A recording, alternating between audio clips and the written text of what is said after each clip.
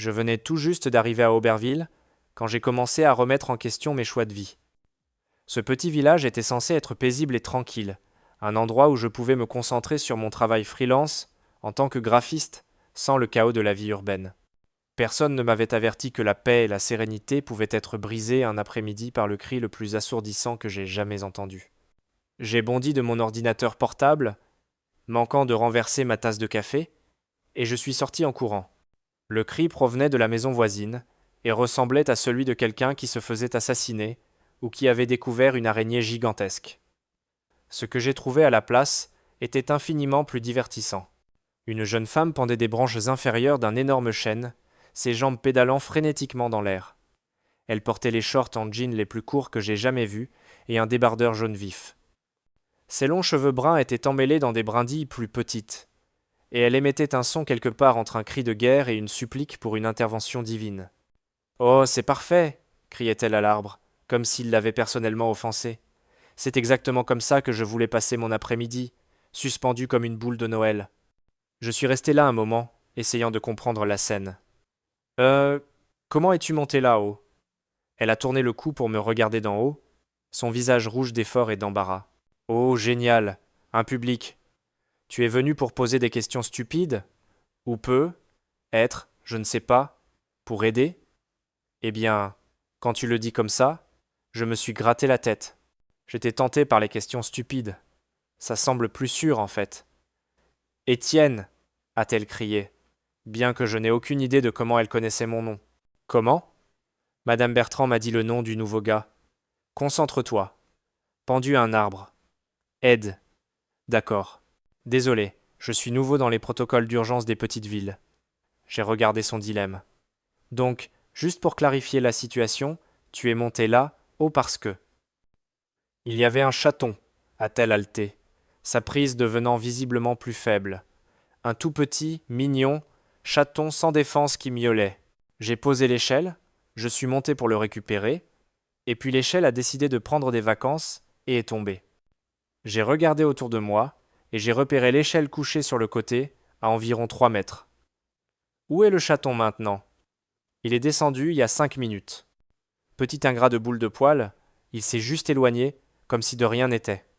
Malgré l'urgence de la situation, je n'ai pas pu m'empêcher de sourire. Tu veux dire que tu as risqué ta vie et tes membres pour un chat qui t'a essentiellement utilisé comme diversion et s'est ensuite échappé? Tu es sérieusement en train de juger pendant que je pends d'un arbre? Pas juger, juste impressionné par ton engagement pour le sauvetage des animaux. Je me suis approché et j'ai étudié la situation. D'accord, je pense que je peux aider, mais je dois te demander quelque chose. Et s'il te plaît, ne le prends pas mal. Quoi? Est-ce que ce serait ok si je? Eh bien, je devrais mettre mes mains sur ton. Euh. J'ai fait un geste vague vers le haut. Mon quoi? A-t elle demandé, bien que sa voix soit tendue. Ton arrière. Pour le soutien. C'est juste que tu portes ces shorts, et je ne veux pas être inapproprié. Oh mon Dieu, oui, touche mon derrière. Attrape ce que tu dois attraper. Je vais tomber et mourir, et tu t'inquiètes de l'étiquette. Je voulais juste m'assurer. Le consentement est important, même dans les urgences arboricoles. Considère ça comme mon consentement officiel pour les touchés d'urgence au derrière. Maintenant, s'il te plaît, je me suis positionné sous elle, et je me suis étiré pour offrir un soutien pendant qu'elle essayait de descendre. D'accord? Être si tu peux poser un pied sur mon épaule. Quel pied? Un pied. N'importe quel pied. Je ne suis pas difficile. Elle a essayé de baisser sa jambe gauche, mais ses bras tremblaient de soutenir son poids. Je ne peux pas. Mes mains glissent. C'est ok. Et c'est juste. Et c'est exactement à ce moment que la physique a décidé d'avoir un sens de l'humour. Sa prise a complètement lâché, juste au moment où elle essayait de poser son pied sur mon épaule. Au lieu d'une descente gracieuse, elle est tombée directement et a réussi à s'accrocher à mon cou. Le poids inattendu et la surprise d'avoir soudainement une paire de jambes enroulées autour de ma tête m'ont fait perdre complètement l'équilibre. Nous nous sommes écrasés au sol, dans un enchevêtrement de membres, elle atterrissant en travers de ma poitrine et de mon visage. Son ventre, pressé contre mon nez et ma bouche. Est venue ma voix étouffée de quelque part sous elle. Oh non. Oh non. Oh non. Elle s'est précipitée paniquée pour descendre de moi, mais dans sa panique, elle a réussi à me donner un coup de genou dans les côtes et un coup de coude dans le ventre. Je suis tellement désolé. Tu vas bien? Tu peux respirer? Tu es mort? J'ai enfin réussi à libérer mon visage, haletant pour de l'air et riant malgré tout. Je suis vivant, mais je crois que je viens d'atteindre la 3e base avec ton nombril. Elle est devenue rouge écarlate. Je suis tellement, tellement désolé. C'est la chose la plus embarrassante qui me soit arrivée. Et le mois dernier, j'ai accidentellement appelé mon patron papa dans une visioconférence. C'est effectivement assez embarrassant, ai-je admis, en m'asseyant et en enlevant la terre et les feuilles de mes cheveux. Mais au moins, tu ne l'as pas presque étouffé avec ton torse. Je t'ai blessé, je veux dire, en dehors des problèmes évidents de dignité. J'ai fait l'inventaire. Mon dos me faisait mal, j'avais une tache d'herbe sur mon chemise, et il y avait une petite égratignure sur mon bras. Mais dans l'ensemble, j'étais étonnamment intact. Je pense que je survivrai, bien que je pourrais avoir besoin d'une thérapie pour traiter le fait que ma première vraie conversation avec ma voisine a impliqué des négociations sur les protocoles de toucher au derrière. Elle a couvert son visage avec ses mains. Je ne pourrai plus jamais montrer mon visage dans cette ville. Je dois déménager, changer de nom, être entré dans le programme de protection des témoins. Et je dis doucement, en me levant et en lui offrant une main. Ce n'est pas si grave. Au moins, nous avons maintenant une super histoire de comment nous nous sommes rencontrés. Elle a regardé à travers ses doigts vers moi. Je t'ai déjà traumatisé, et nous n'avons même pas eu une présentation appropriée. Eh bien alors, ai-je dit, tenant toujours ma main et souriant, laisse-moi me présenter correctement. Je suis Étienne Laurent, ton voisin, qui est apparemment destiné à être en partie sauveteur de chats, en partie attrapeur d'acrobates, et aide à catastrophe à temps plein. Elle a finalement pris ma main et m'a laissé la tirer vers le haut, riant malgré son embarras. Camille Moreau. Et je suis normalement beaucoup plus coordonné que ça. Je jure, je ne suis pas habituellement une catastrophe ambulante. Tu aurais pu me tromper. Et je dis avec un sourire. Mais honnêtement, c'est la chose la plus intéressante qui me soit arrivée depuis que je suis arrivé ici. Mon après-midi semblait assez ennuyeux jusqu'à ce que tu décides de devenir une décoration d'arbres. Camille a ri malgré son embarras. Eh bien, je vis pour divertir, principalement par accident. Nous sommes restés là un moment, tous les deux en train de digérer ce qui venait de se passer. Les cheveux de Camille étaient pleins de brindilles, ma chemise était déchirée, et nous étions tous les deux couverts de terre et de taches d'herbe. Donc, ai-je dit enfin, je remets l'échelle en place, ou tu en as fini avec l'escalade d'arbres pour aujourd'hui? Définitivement fini. Je pense que j'ai atteint mon quota d'expérience de mort imminente pour cette fois. Bonne décision. Bien que je doive demander, est-ce que ce genre de choses t'arrive souvent? Camille a réfléchi sérieusement. Définis souvent. Si tu veux dire plus que chez la personne moyenne, alors peu, être. Si tu veux dire quotidiennement, alors non. Hebdomadairement? Eh bien, j'ai ri. Je commence à penser que déménager à côté de toi était soit la meilleure décision que j'ai jamais prise, soit la plus dangereuse. Probablement les deux, a admis Camille. Mais au moins tu ne t'ennuieras jamais. Alors que nous rentrions chacun chez nous, Camille jetait des regards volés vers son nouveau voisin, et je ne pouvais m'empêcher de remarquer que malgré l'écrasement et le quasi-étouffement, je souriais toujours. La plupart des gens fuiraient dans la direction opposée à ce stade. Merci, a-t-elle crié, quand j'ai atteint ma porte. Pour la tentative de sauvetage, je veux dire, même si ça s'est transformé en crash contrôlé. Quand tu veux, ai-je répondu, bien que être que la prochaine fois on pourrait essayer un trampoline. Ça pourrait être plus sûr pour tout le monde. Camille a souri. Je garde ça en tête. Alors qu'elle me regardait disparaître dans ma maison, elle espérait qu'il y aurait définitivement une prochaine fois, même si cela impliquait plus d'urgence et de physique douteuse. Après tout, l'ennui était surévalué.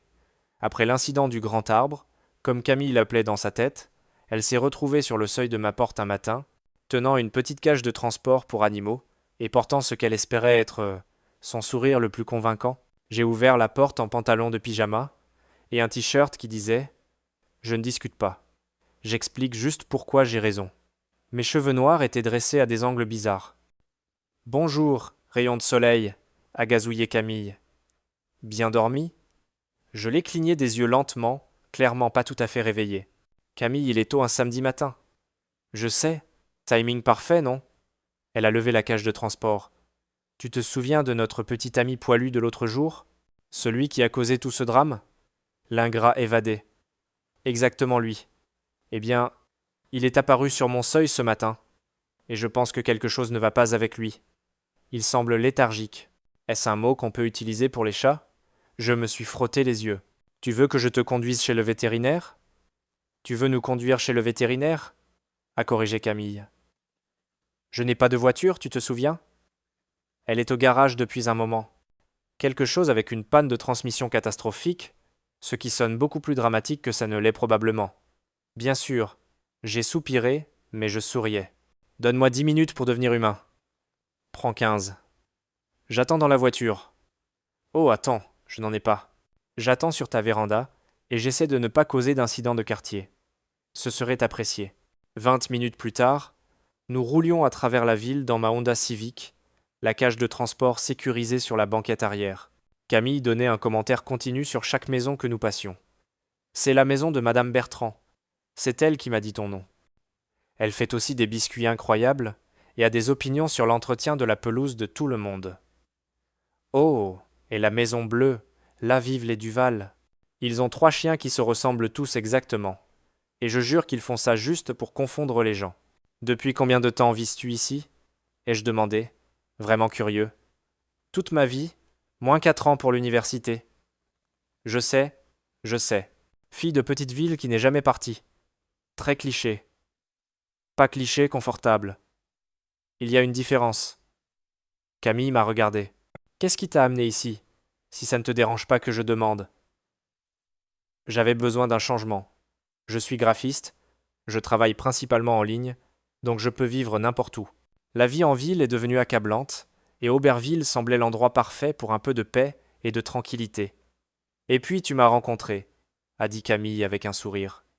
Et puis je t'ai rencontré, ai-je convenu. Tant pis pour la paix et la tranquillité. Nous nous sommes garés sur le parking de la clinique vétérinaire, et Camille a attrapé la cage de transport. D'accord, petit gars. Temps pour ton examen. Elle a ouvert la cage pour transférer le chaton dans une plus petite cage de voyage recommandée par le vétérinaire, et elle s'est figée. Étienne. Oui? Nous avons un problème. Je me suis tourné pour regarder dans la cage. Elle était complètement vide. Où est le chat? Ai-je demandé lentement. Ça, a dit Camille en fixant la cage vide. C'est une excellente question. Nous avons passé les 10 minutes suivantes à fouiller minutieusement ma voiture, sous les sièges, dans les porte-gobelets et même dans la boîte à gants. Bien que comment un chaton pourrait y entrer soit un mystère. C'est impossible, a déclaré Camille, assise sur le trottoir avec la tête dans les mains. Comment un chaton disparaît-il simplement d'une cage fermée dans une voiture en mouvement? Peu. Être qu'il est magicien, ai-je suggéré en m'asseyant à côté d'elle. Un tout petit Houdini poilu. C'est une catastrophe. J'ai kidnappé le chat de quelqu'un, je l'ai perdu dans ta voiture, et maintenant nous sommes assis sur un parking de clinique vétérinaire, à ressembler à des fous. Et, ai-je dit doucement, nous le trouverons. À quelle distance pourrait-il être allé? Camille m'a regardé de côté. Tu sais, la plupart des gens seraient agacés par moi maintenant. C'est la deuxième situation ridicule dans laquelle je t'ai entraîné. Qui dit que je ne suis pas agacé? Ton visage. Tu souris. J'y ai réfléchi. Tu sais ce que j'ai réalisé? Depuis que je suis arrivé ici, j'ai vécu plus d'aventures en peu de temps qu'en 6 mois en ville. Hier, mon plus grand excitant était de choisir entre 2 polices différentes pour un design de logo. Donc tu dis que je suis excitante? Je dis que tu n'es définitivement pas ennuyeuse. Nous avons fait un autre tour de la voiture, regardant en dessous et vérifiant les passages de roues, juste au cas où le chaton s'était attaché comme une bernache poilue sous le châssis. C'est sans espoir, Étienne. Je vais devoir accrocher des affiches chatte perdue avec une photo d'une cage de transport vide. Attends, ai-je dit en levant une main. Tu entends ça? Nous sommes tous les deux devenus silencieux. De quelque part à proximité venait un son très faible, très familier. Miauler, a chuchoté Camille. Nous avons suivi le bruit, qui semblait venir de près de ma voiture. J'ai rouvert la porte arrière et me suis mis à 4 pattes pour regarder sous le siège. Là, ai-je dit en pointant. Il y a une boîte à chaussures coincée là, dessous. En effet, bien sous le siège passager, il y avait une vieille boîte Nike, et de l'intérieur venait un ronronnement doux et satisfait. Comment diable es-tu entré là, dedans? A demandé Camille. Le chaton a bâillé et s'est étiré, clairement indifférent au chaos qu'il avait causé. Il a dû s'échapper de la cage quand nous ne regardions pas et trouver le cachette la plus confortable dans la voiture, ai-je réalisé. J'avais oublié que cette boîte à chaussures était même là, dessous. Mais je suis un aimant à catastrophe. Et d'une manière ou d'une autre, mon champ de chaos t'a affecté, a conclu Camille. Je suis désolé, Étienne. Je jure, des choses étranges ne se produisent pas normalement si souvent. J'ai extrait le chaton avec précaution, qui ronronnait joyeusement dans mes mains. En fait, je pensais l'inverse. Que veux-tu dire? Je veux dire, les choses ne m'arrivaient pas du tout normalement. Je suis venu ici parce que ma vie se sentait statique, prévisible. Être qu'un peu de chaos n'est pas si mal. Camille m'a fixé. Tu dis que tu apprécies cette folie? Je dis que j'apprécie ta compagnie, même si elle vient avec une dose de chaos. Le chaton a choisi exactement ce moment pour se tortiller hors de mes mains et courir vers l'entrée de la clinique, où il s'est assis et a commencé à se laver les pattes, comme si rien ne s'était passé. Eh bien, a dit Camille en regardant le chat, au moins quelqu'un sait où il veut être. Chat intelligent, ai-je dit. Et Camille n'était pas tout à fait sûre si je parlais du chaton. 1 heure plus tard, nous sommes sortis de la clinique avec un certificat de santé propre pour le chaton, qui s'est avéré être une femelle, et des instructions pour les soins et l'alimentation appropriée. Donc, quoi maintenant? Ai-je demandé alors que nous chargions le chaton, maintenant nommé Mystère, pour des raisons évidentes, dans la cage. Maintenant, je découvre comment prendre soin d'un chat. Je n'ai jamais eu d'animal de compagnie. Jamais? Mes parents sont allergiques. Eh bien, ma mère est allergique. Et mon père fait semblant d'être allergique parce qu'il ne veut pas de poils d'animaux sur ses vêtements de golf. J'ai ri. Vêtements de golf? Il prend ça très au sérieux. Il a des tenues différentes pour différents parcours. Alors que nous rentrions à la maison, j'ai surpris Camille en train de me jeter des regards volés. J'avais de belles mains, a-t-elle remarqué, fortes mais douces quand j'avais tenu Mystère. Et j'étais remarquablement patient avec son type particulier de chaos. Eh, Étienne, a-t-elle dit alors que nous entrions dans nos allées. Oui? Est-ce que des choses étranges t'arrivent quand je ne suis pas là? J'y ai réfléchi sérieusement. Pas vraiment. Presque tout ce qui m'est arrivé d'étrange depuis que je suis arrivé ici t'implique d'une manière ou d'une autre. Camille est restée silencieuse un moment. Donc tu dis que je suis le problème? Je dis que tu es intéressante. Il y a une différence. Mais si des choses étranges se produisent seulement quand je suis prêt, alors être que je devrais garder mes distances pour ton bien. Je me suis tourné pour la regarder, mon expression sérieuse pour la première fois ce matin. Camille, dans la semaine passée, je t'ai aidé à te sauver d'un arbre. J'ai été accidentellement renversé par toi. J'ai cherché un chaton disparu avec toi et passé mon matin de samedi dans une clinique vétérinaire. Et tu sais quoi? Quoi? C'était la meilleure semaine que j'ai eue depuis des mois. Camille a senti un battement dans sa poitrine qui n'avait rien à voir avec l'angoisse liée au chaton. Vraiment? Vraiment. Donc s'il te plaît, ne garde pas tes distances. J'aime ton type de chaos. Alors que nous nous séparions, Camille portant Mystère vers sa maison, elle ne pouvait s'arrêter de sourire. Être que ce n'était pas si mal d'être une catastrophe ambulante, surtout si ça signifiait plus de temps avec son voisin très patient, très mignon. À la fin de la semaine, Camille s'était convaincue qu'elle me devait au moins une douzaine de faveurs.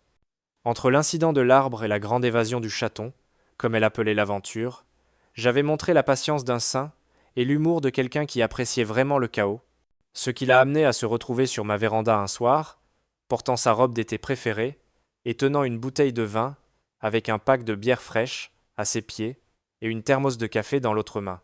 Elle a frappé à la porte et a essayé de calmer les papillons nerveux qui s'étaient soudain installés dans son estomac. J'ai ouvert la porte et elle a immédiatement remarqué que j'étais visiblement juste sorti de la douche. Mes cheveux noirs étaient encore humides et je portais un t-shirt propre et un jean qui me allait d'une manière qui l'a fait oublier son discours préparé un moment. Camille, tout va bien? Pas d'urgence avec de petits animaux ou la gravité? Non, pas de catastrophe aujourd'hui. Eh bien, pas encore. Il est encore tôt. Elle a fait un geste vers sa collection de boissons. Je viens avec des cadeaux et une offre. J'ai haussé un sourcil. Devrais-je m'inquiéter? Seulement si tu as peur de la relaxation et de la bonne compagnie? Elle a pris une profonde inspiration. Écoute, Tu m'as tellement aidé cette semaine, et je voulais faire quelque chose de gentil pour toi. Donc je pensais, être que tu voudrais venir pour des verres. J'ai du vin frais, de la bière froide, ou du café chaud, ce qui te semble bon. Mon sourire était lent et chaleureux, et ça a fait faire des loopings à ses papillons dans son estomac. Ça sonne vraiment tentant, Camille, mais je dois refuser. Le visage de Camille s'est effondré. Oh, ok. Je comprends si tu es occupé ou. J'ai commencé à fermer la porte, et Camille est restée là en état de choc. Je la refusais vraiment, et fermé la porte à son nez. La porte a cliqué, et Camille l'a fixée, la bouche ouverte. Elle avait été rejetée avant, mais jamais de manière aussi efficace. Elle se tournait juste pour partir quand la porte s'est rouverte. Je lui ai souri, m'appuyant contre le cadre de porte avec les bras croisés. Prise. Quoi? Je voulais voir ta réaction. Tu avais l'air si confiante avec ton offre. Je n'ai pas pu résister. Camille m'a fixé, en train de traiter ce qui venait de se passer. Tu as fermé la porte devant moi comme une blague. Une blague très courte. Et maintenant je vois que tu fais la plus mignonne des têtes confuses quand tu es choqué. Je n'arrive pas à y croire. Camille m'a frappé le bras avec sa main libre. Je pensais que tu me refusais vraiment. Jamais, ai-je dit, ma voix maintenant plus douce. Je me demandais juste quel était le code vestimentaire pour ce soir. Business casual ou plus décontracté. Camille a senti ses joues chauffer, se rappelant notre conversation. Eh bien, a-t-elle dit, essayant de mâcher mon ton joueur, tu pourrais venir en maillot de bain et masque de ski, pour ce que ça me concerne. J'ai éclaté de rire. Un maillot de bain? C'est un choix intéressant pour un vendredi soir. C'était une blague, a protesté Camille, bien qu'elle rie aussi. J'étais sarcastique. Évidemment, tu ne porterais pas un maillot de bain. Tu es un gars. Les gars ne possèdent même pas de maillot de bain. Ils ont des shorts de bain. Et elle s'est arrêtée, réalisant qu'elle babillait. J'arrête de parler maintenant. S'il te plaît, non, ai-je dit, souriant toujours. J'aime quand tu babilles. C'est mignon. Mignon, a répété Camille. Super. Ajoute ça à ma liste de qualités attractives. Aimant à catastrophe, babilleuse, et maintenant apparemment mignonne dans ma maladresse. N'oublie pas courageuse grimpeuse d'arbres et sauveuse d'animaux engagés. Ce sont de bien meilleures qualités, a admis Camille. Je suis sorti sur la véranda et l'ai aidé à ramasser ses boissons. Donc, qu'as-tu en tête pour ce soir? Juste des verres et de la conversation. Je pensais qu'on pourrait s'asseoir sur la véranda arrière, être commandé à emporter, et je pourrais te remercier correctement d'être un si bon voisin, sans urgence ou petits animaux. Ça sonne parfait. Nous sommes allés chez Camille, moi portant le pack, pendant que Camille trifouillait ses clés. Mystère est apparu à la fenêtre et nous a regardés avec l'expression supérieure que tous les chats semblent maîtriser. Comment s'adapte-t-elle? Ai-je demandé en hochant la tête vers le chaton. Comme si elle possédait l'endroit. Hier, je l'ai trouvée endormie dans mon bol préféré. Pas à côté, dedans, enroulée, comme si elle avait été conçue pour ça. Être qu'elle l'était. La véranda arrière de Camille était décorée de guirlandes lumineuses qu'elle avait accrochées l'été précédent, et elle avait une petite table et 2 chaises confortables donnant sur le jardin. C'était paisible et privé, entouré de la haute clôture que son père avait insisté pour construire. Vin, bière ou café? A demandé Camille en posant tout sur la table. Quel genre de vin? Rouge. Un merlot que le gars du magasin d'alcool a promis qu'il ne me ferait pas regretter mes choix de vie. Haute éloge. J'ai serré le vin. Camille a versé 2 verres, ravie que ses mains ne tremblent pas. Elle était nerveuse, ce qui était ridicule. C'était moi, son voisin, qui l'avait vue dans ses moments les plus ridicules. Il n'y avait pas de pression ici, sauf que quelque part entre l'incident de l'arbre et maintenant, elle avait commencé à anticiper de me voir, d'une manière qui n'avait rien à voir avec les urgences ou les petits animaux. Nous nous sommes assis dans les chaises, et j'ai pris une gorgée de vin. Le gars du magasin d'alcool avait raison. C'est bon. Je suis contente. Je n'étais pas sûre de ce que tu aimais. J'aime ça, ai-je dit. Et Camille n'était pas sûre si je parlais du vin ou du moment, mais de toute façon ça la faisait sourire. Nous avons parlé librement pendant que le soleil se couchait, de mon travail, du job de Camille dans une agence de marketing locale, de livres et de films et des sujets aléatoires qui surgissent quand 2 personnes découvrent qu'elles apprécient vraiment la compagnie l'une de l'autre. Puis-je te demander quelque chose? A dit Camille dans une pause de conversation. Vas-y.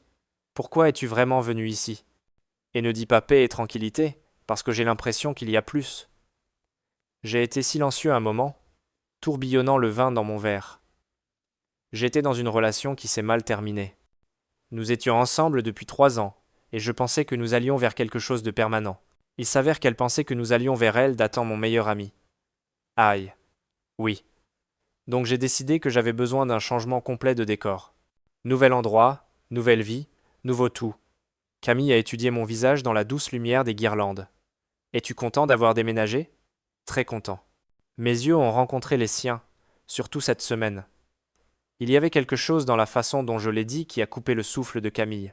L'air entre nous semblait changer, se charger de possibilités. Camille, ai-je dit doucement, puis-je te dire quelque chose? Bien sûr. Quand je suis venu ici, je prévoyais de me retirer. Travailler peut être lire quelques livres, découvrir ce que je voulais faire ensuite de ma vie. Je ne cherchais pas de complications. Le cœur de Camille a un peu sombré. Et je suis définitivement une complication. Tu es le meilleur type de complication, ai-je dit en me penchant sur la petite table pour prendre sa main. Le type qui rend la vie intéressante. Le type qui me fait réaliser que j'existais juste avant, sans vraiment vivre.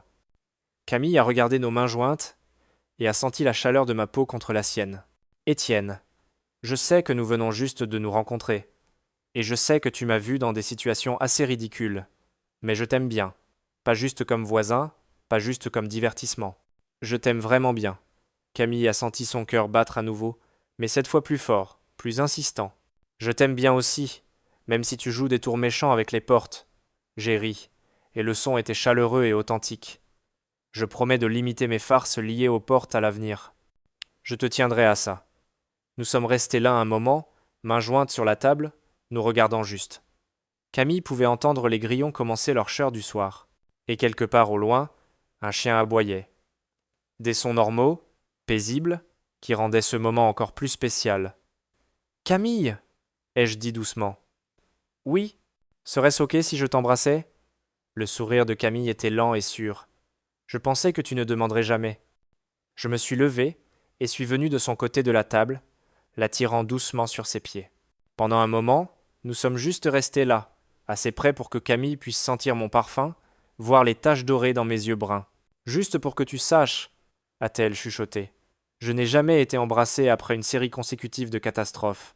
Alors nous sommes tous les deux en territoire inexploré, ai-je murmuré. Et puis mes lèvres étaient sur les siennes. Le baiser était d'abord doux et sucré, hésitant, et puis les bras de Camille sont venus autour de mon cou, et mes mains ont trouvé sa taille, et il s'est approfondi en quelque chose qui a fait boucler les orteils de Camille dans ses sandales. Waouh, a dit Camille doucement quand nous nous sommes séparés. Oui, ai-je convenu? Waouh! Nous sommes restés là un moment, front se touchant, tous les deux souriants. Donc, a dit Camille finalement, qu'est-ce qui se passe maintenant?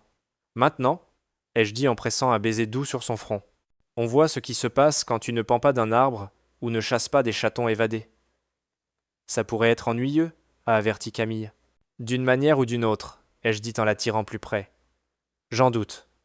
Comme sur cul, il y a eu un crash de l'intérieur de la maison, suivi d'un miaulement indigné. Camille a soupiré. Ce serait Mystère, qui redécore probablement ma cuisine. Devrions-nous vérifier?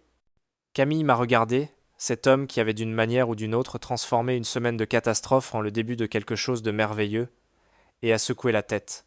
Dans 1 minute, a-t-elle dit, et m'a embrassé à nouveau. Parce que certaines choses étaient plus importantes que le chaos qu'un chaton pouvait causer. Et ça en était définitivement une.